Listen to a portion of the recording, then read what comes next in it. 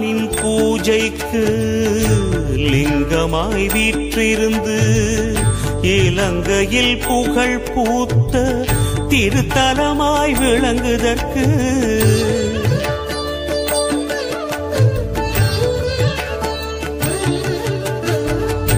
ராமனின் பூஜைக்கு லிங்கமாய் வீற்றிருந்து இலங்கையின் புகழ் பூத்த திருத்தலமாய் விளங்குதற்கு இறைவனே உனதாட்சி என்றைக்கும் சாட்சி சொல்லும்.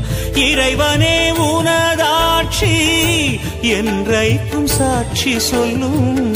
இப்பிறப்பு எங்களுக்கு பெருமைதனை சேர்த்து வரும். இப்பிறப்பு எங்களுக்கு